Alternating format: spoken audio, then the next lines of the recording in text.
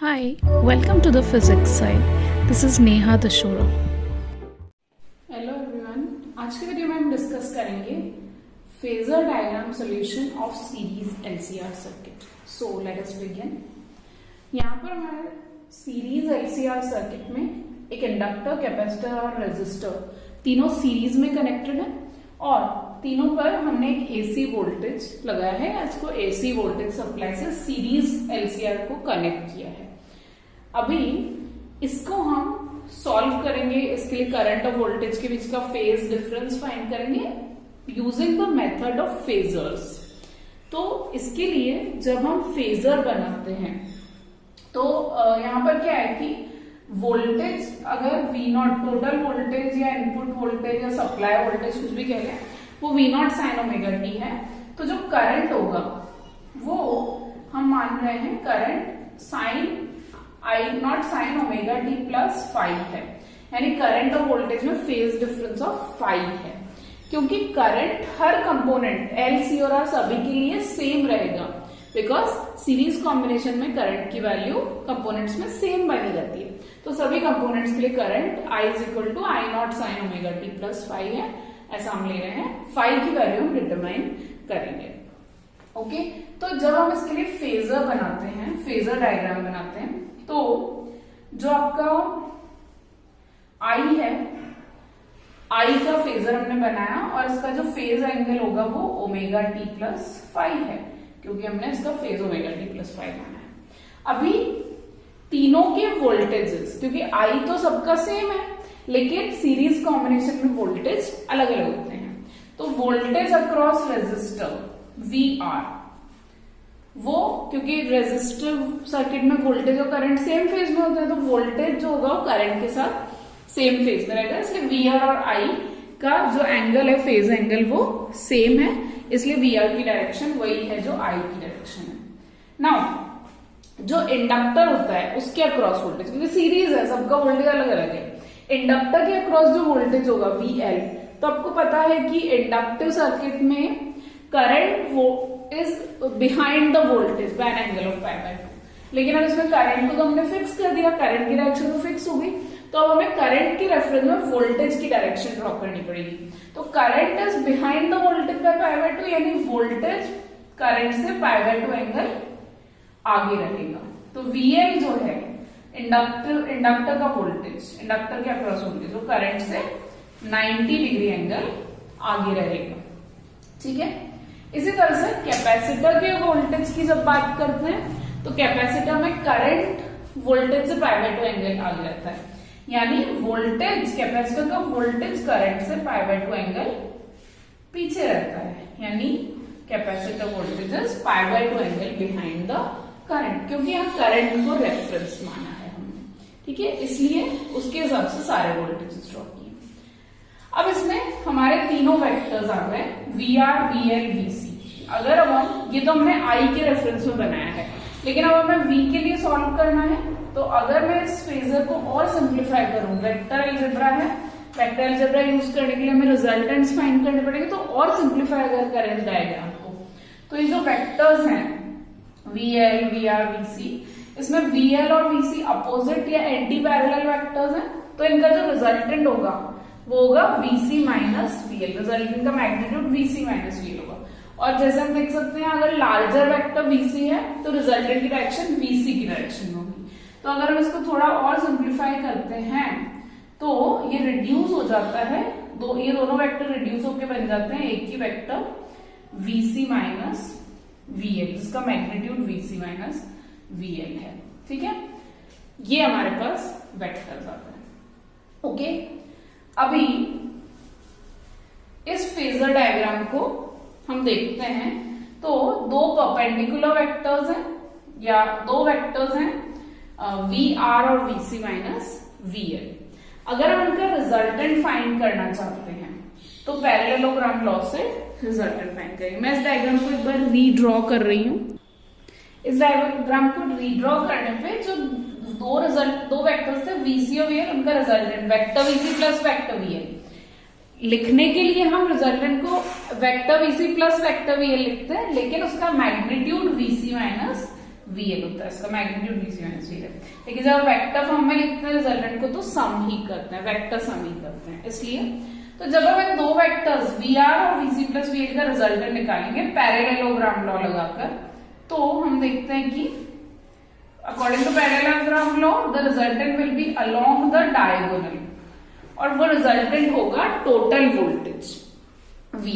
Okay, तो हम क्या देखते हैं कि V जो है वो V is the vector sum of VC plus VL plus VR, इन तीनों का रिजल्टेंट है V।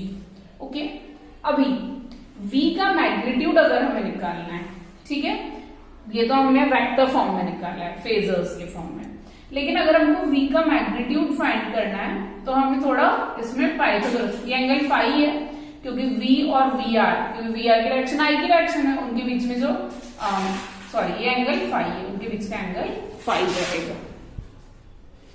तो ये V और रिजल्टेंट V और VR मतलब I वाली डायरेक्शन है, तो I और V के बीच में एंगल फेज डिफरेंस फाई है, फाई का एंगल रहेगा, और ओमेगा टी V का फेज एंगल है, तो V का फेज एंगल रिजल्टेंट या टोटल वोल्टेज का फेज एंगल है।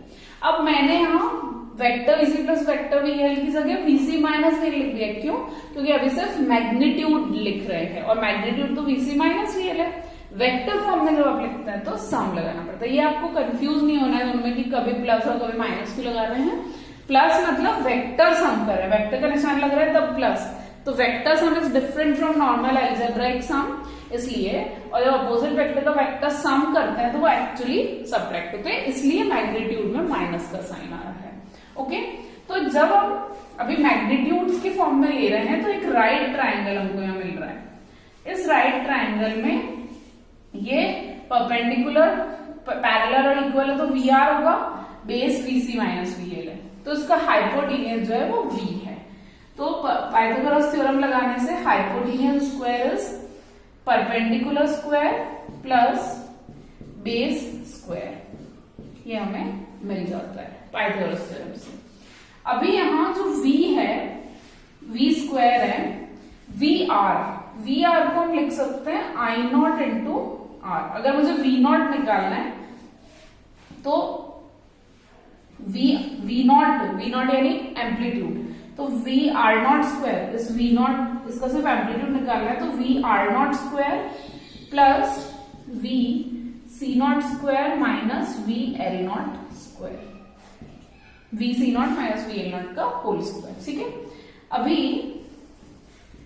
VR नॉट को हम लिख सकते हैं I not R square, Ohm's law से, क्योंकि वोल्टेज अक्रॉस रेजिस्टर है।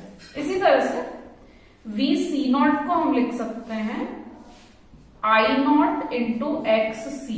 क्यों? क्योंकि कैपेसिटर में जो फंक्शन रेजिस्टर में रेजिस्टेंस का होता है वो कैपेसिटर में कैपेसिटर रिएक्टेंस का होता है, इसलिए हमने इसको XC लिखा है, I not into XC। Minus VL not को लिख सकते हैं I नॉट इंटू XL। वही रीजन है, सेम लॉजिक से, क्योंकि इंडक्टिव रिएक्टेंस है।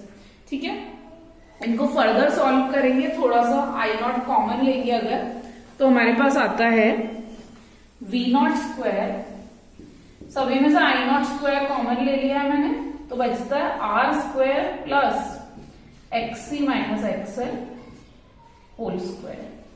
ये हमारे पास इक्वेशन बचती है, राइट। इस इक्वेशन को फर्दर सॉल्व करेंगे, ये इक्वेशन है, इसको फर्दर सॉल्व करते हैं। लेट अस सी,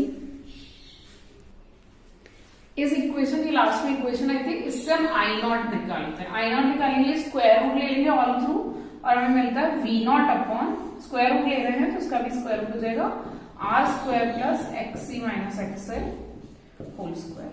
तो हम क्या देखते हैं कि जो करंट है उसका एम्पलीट्यूड और टोटल वोल्टेज का एम्पलीट्यूड, इसके बीच में रिलेशन है। यहाँ ये जो ब्रैकेट वाली टर्म है, सॉरी स्क्वायर रूट वाली टर्म है डिनोमिनेटर में, उसको Z कहा जाता है, जहां Z obviously under root R square plus XC minus XL whole square के बराबर है, और ये कहलाता है impedance of series LCR circuit. इसका भी फंक्शन वही होता है जो रेजिस्टर में रेजिस्टेंस का, इंडक्टर में रिएक्टेंस या कैपेसिटर में रिएक्टेंस का होता है, वही फंक्शन सीरीज LCR सर्किट में इम्पीडेंस प्ले करता है, इसीलिए ओम्स लॉ के हिसाब से हमें I naught is equal to V naught by Z मिल रहा है, और जेड को इम्पीडेंस कहा जाता है, जेड की वैल्यू ये है। ठीक है, अब फेजर डायग्राम्स की हेल्प से हम इम्पीडेंस डायग्राम बनाएंगे।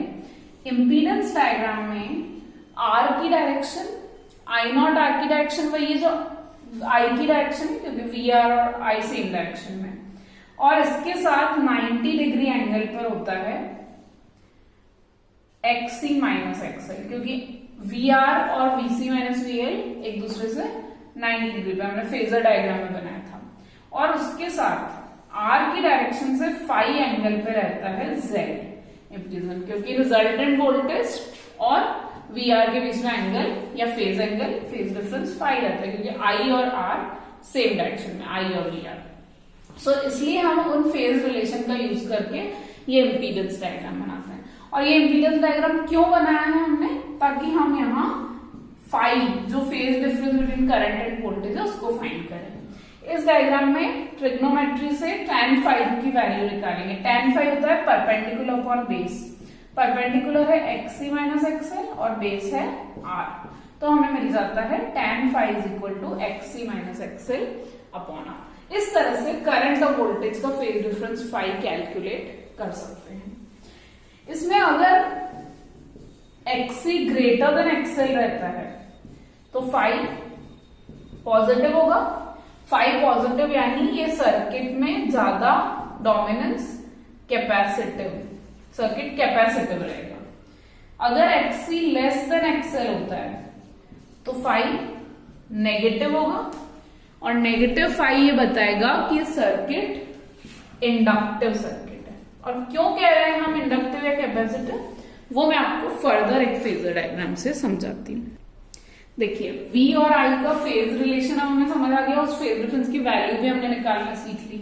अब अगर हम इसको फेजर डायग्राम की फॉर्म में ड्रॉ करते हैं तो V जिसका फेज एंगल ओमेगा टी है, और I जो V से फाई एंगल अहेड है, प्लस फाई के हिसाब से फाई एंगल अहेड है, ये फेजर डायग्राम बनता है सीरीज एलसीआर सर्किट के लिए V और I के बीच में। लेकिन क्या होगा जब एक्सी ग्रेटर देन एक्सएल है, एक्सी ग्रेटर देन एक्सएल है तो फाई पॉजिटिव होगा, फाई पॉजिटिव यानी कुछ इसी तरह का डायग्राम बनेगा, यानी इसमें करंट अहेड ऑफ वोल्टेज होगा। और करंट अहेड ऑफ वोल्टेज किसमें होता है, प्योरली कैपेसिटिव सर्किट में।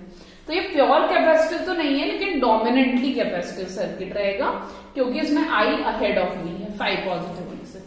ऑन द अदर हैंड अगर फाई नेगेटिव हो जाता है तो ये आई कुछ पीछे चला जाएगा, I will be behind V by an angle of phi, क्योंकि फाई नेगेटिव है। तो उस केस में ये इंडक्टिव सर्किट कहलाएगा, क्योंकि आई लैग्स बिहाइंड वी, और आई लैगिंग बिहाइंड वी कैरेक्टरिस्टिक होती है इंडक्टिव सर्किट की, इसलिए तब हम कहेंगे कि सर्किट डोमिनेंटली इंडक्टिव है। लेकिन फिलहाल जो हमने एक्सप्रेशन या इक्वेशंस लिखे हैं उनके हिसाब से फेजर डायग्राम V और I का कुछ ऐसा बनेगा। ठीक है, ये फेजर डायग्राम रिप्रेजेंटेशन है। इसी तरह से अगर हमें ग्राफिकल रिप्रेजेंटेशन करना है इस सर्किट सीरीज एलसीआर सर्किट के लिए, तो V और I और ओमेगा टी का ग्राफ बनाएंगे। यहाँ V अगर V not sine omega T है तो करंट जो है वो वोल्टेज से फाई एंगल आगे चल रहा है, and phi is less than pi by 2। इस हिसाब से आपका जो करंट रहेगा वो फाई एंगल आगे चलेगा, यानी कि थोड़ा सा फेज में आगे चलेगा वोल्टेज के कंपैरिजन में।